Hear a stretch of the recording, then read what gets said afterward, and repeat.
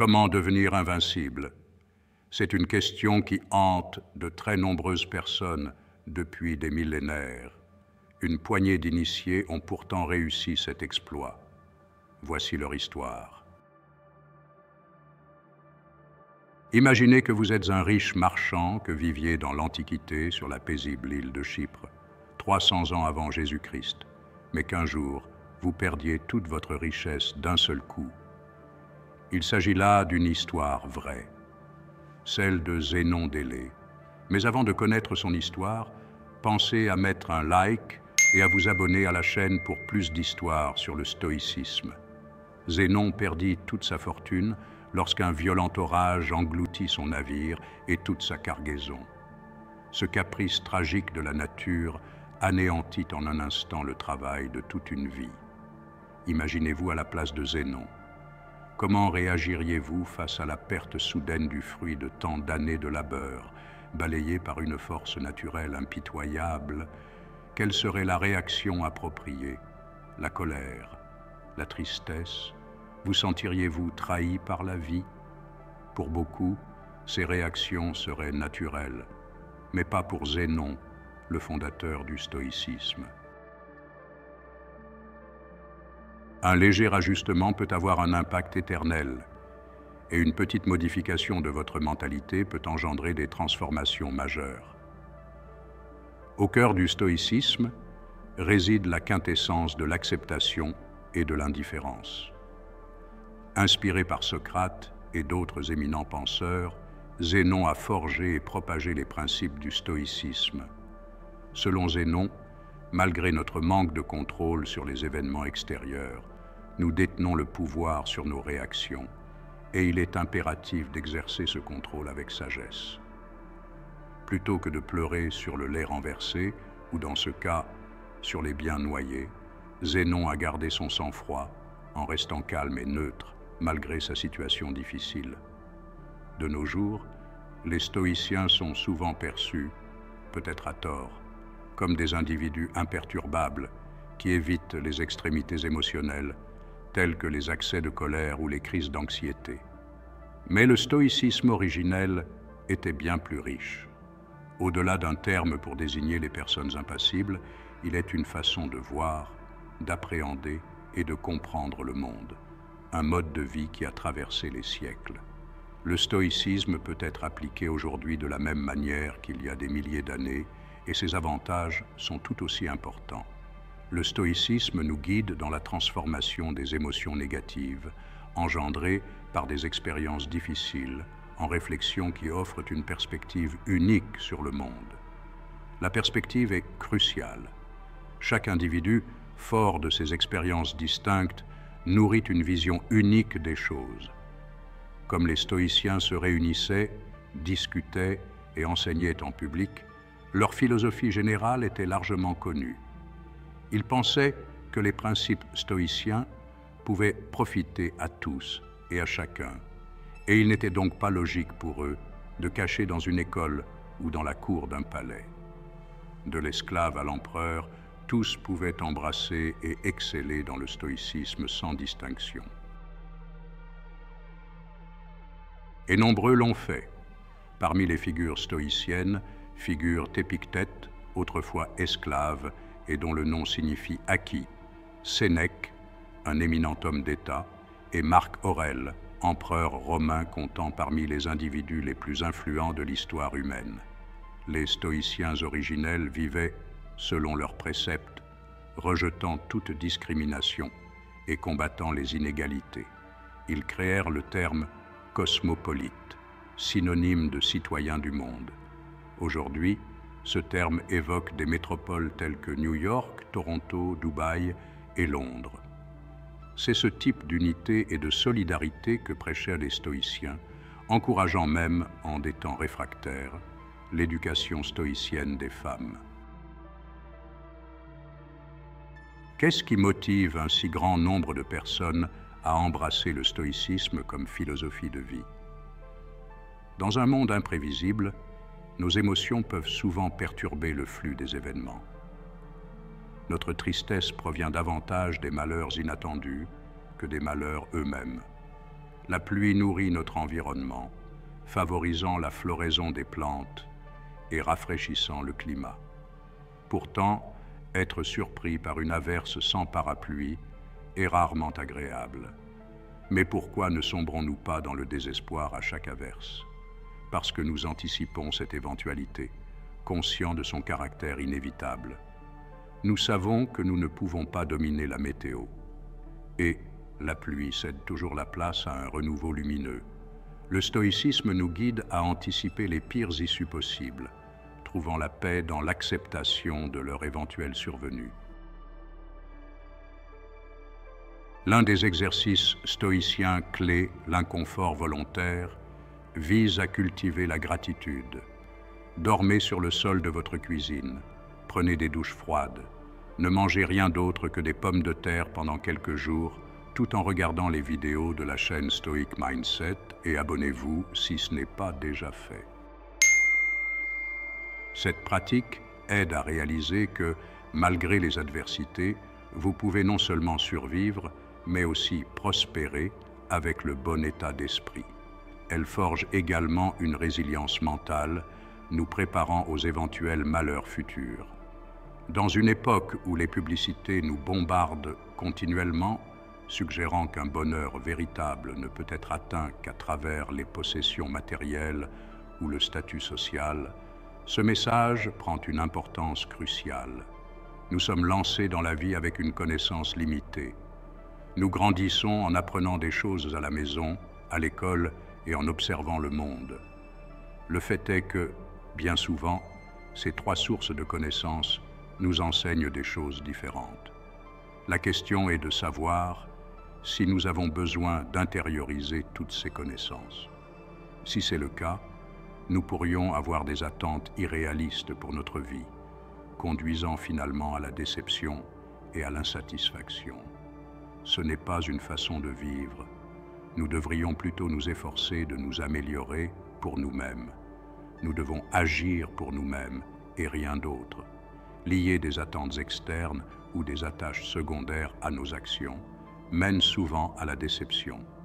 Souvent, nous tentons de combler ce vide avec des éléments extérieurs, comme l'achat d'une voiture luxueuse, une grande maison, ou même en créant une famille. Parfois, nous accomplissons ces choses pour leur apparence extérieure, plutôt que pour leur véritable valeur. Mais le stoïcisme met en garde contre le fait de confier son bonheur à des forces extérieures, qui sont toujours susceptibles de faillir. Les voitures tombent en panne, les catastrophes naturelles détruisent des villes, et les divorces sont en hausse. Mais même les plaisirs simples de la vie ont un coût, qu'il soit physique ou mental. Selon Sénèque, vivre avec moins libère de l'espace pour ce qui compte vraiment dans votre vie. Nous devrions baser notre bonheur sur notre valeur intrinsèque en tant qu'êtres humains, non sur ce que nous possédons ou acquérons. Il faut s'efforcer de rester serein, quelles que soient les circonstances que la vie nous présente. Car en définitive, bien que nous n'ayons pas de contrôle sur la majorité des événements qui nous arrivent, nous maîtrisons entièrement notre réaction face à ceux-ci. C'est la dichotomie du contrôle, le principe le plus important du stoïcisme. Les stoïciens prônent la distinction claire entre ce qui est en notre contrôle et ce qui ne l'est pas. Il faut baser notre valeur sur ce que nous pouvons contrôler, non sur ce qui échappe à notre contrôle. Viser des objectifs est positif, mais s'effondrer lorsqu'ils échouent est, selon les stoïciens, inutile. Faire des vidéos YouTube est plus aisé que de régner en tant qu'empereur romain, mais cela présente des défis. Il faut une idée, ce qui peut être long. Ensuite, il faut faire ses recherches, parfois tout mettre à la poubelle, puis recommencer, rédiger le script de la vidéo, créer la vidéo, la monter, créer le titre, la vignette et tout le reste, avant de cliquer sur Upload. Avant de cliquer sur le bouton de téléchargement, tout est sous votre contrôle. Après, c'est l'algorithme de YouTube qui prend le relais. Pourtant, beaucoup de gens jugent le succès de leur chaîne YouTube ou de leur compte Instagram en fonction du nombre de vues et d'abonnés, des paramètres qui, pour la plupart, échappent à leur contrôle. Les stoïciens préconisent de mesurer le succès par l'effort et le travail investi, non par les résultats espérés.